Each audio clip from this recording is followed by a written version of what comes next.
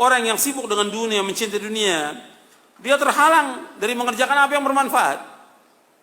Antum lihat orang-orang yang sibuk kerja, sibuk dagang, sibuk usaha, dan cinta dia kepada dunia, nggak sempat dia.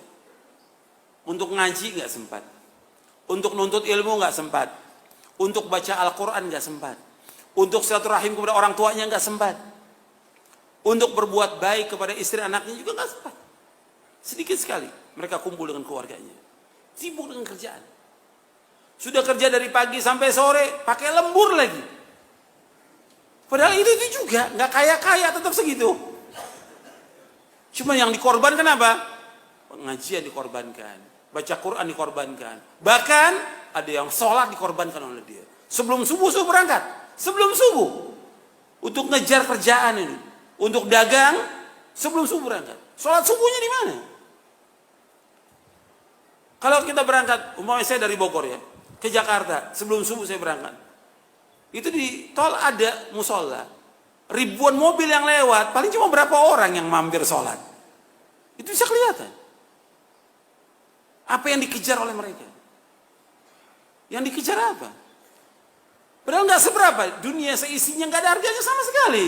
Seandainya orang mendapatkan gaji 1 miliar, 1 miliar, bukan 5 juta, bukan 10 juta, 1 miliar, nggak ada artinya apa-apa. 1 miliar, nggak ada artinya apa-apa.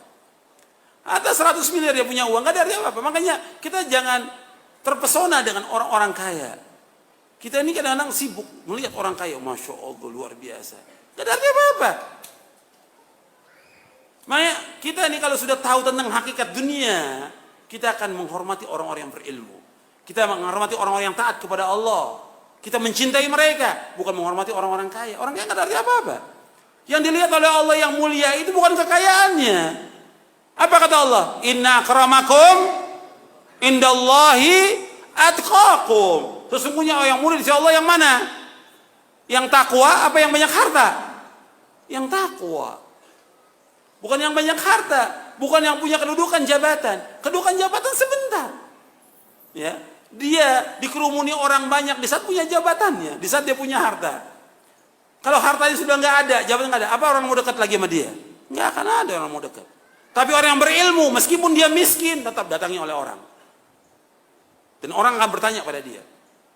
Makanya pernah ada di zaman dahulu, ada seorang ibu punya anak, cacat anaknya ini. Selalu dijadikan bahan gurauan, dicela. Kemudian kata ibunya, wahai anakku, kamu belajar. Belajar ilmu syar'i. Belajar kamu, belajar. Allah akan muliakan kamu. Karena dia ingat kepada ayat Al-Quran si ibu ini.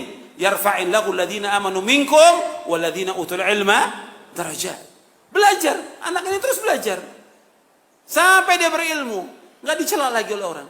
Nggak dihinakan lagi. Semua orang datang, hatta orang-orang kaya datang pada dia untuk belajar.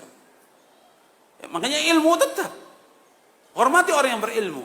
Hormati.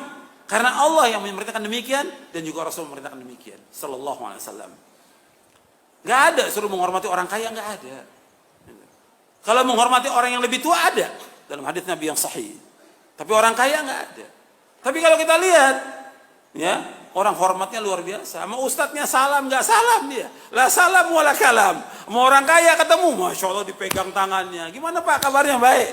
Apalagi kalau lihat mobil depan itu mobilnya bagus. Masya Allah. Dikerubutin sama panitia.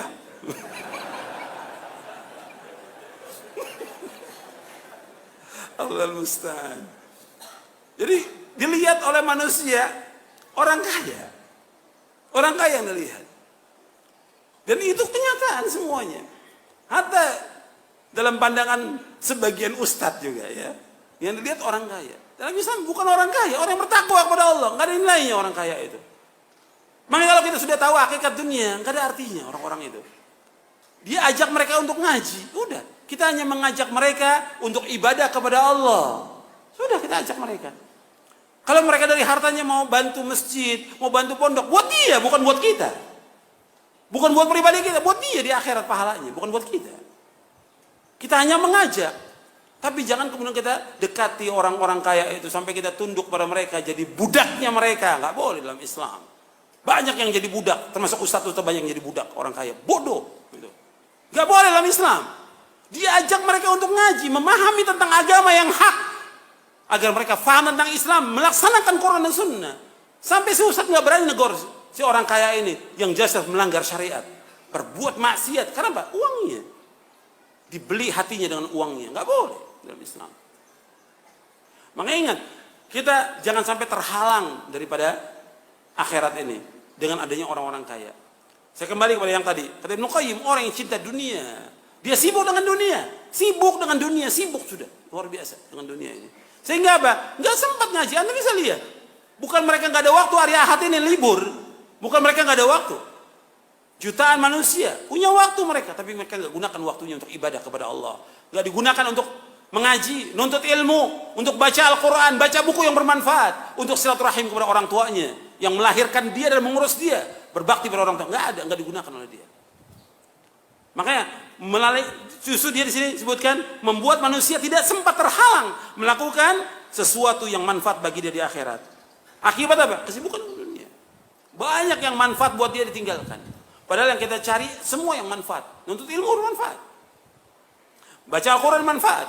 Silaturahim pada orang tua manfaat. Dan yang lainnya lagi. Itu banyak tidak digunakan oleh mereka.